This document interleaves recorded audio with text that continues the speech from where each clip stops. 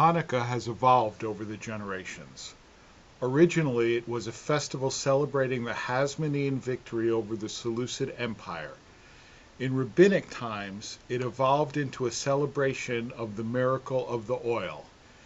In more recent days, for Zionism, it became a celebration of the victory of the few over the many, in some sense returning it to its origins, while in America it became a festival of religious freedom.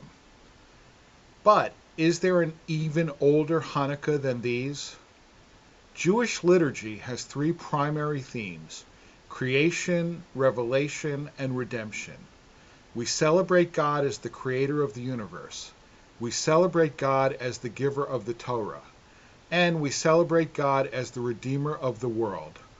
Our liturgy, like Judaism itself, balances the universal and the particular.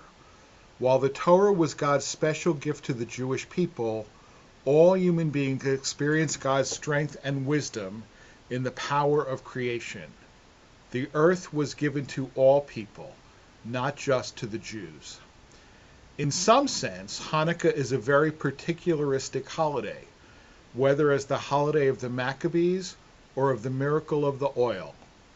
But we American Jews, in our emphasis on religious freedom as the meaning of the holiday, have to some extent universalized it. There is an ancient rabbinic teaching which indicates that this might be so. Our rabbis taught, when the first man, Adam, saw the daylight hours were becoming shorter and shorter, he said, "Woe is me!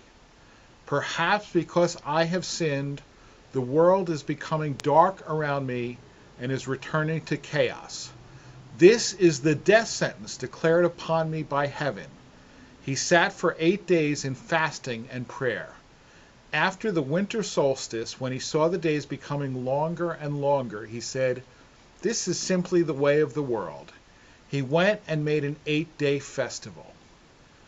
This teaching doesn't explicitly say that the festival Adam established was Hanukkah, but it sure sounds like it.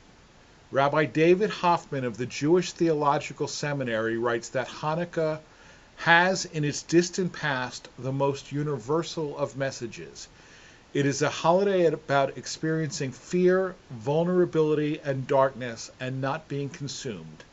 It is a holiday that reminds us that light and security will return again, as sure as we know darkness will return.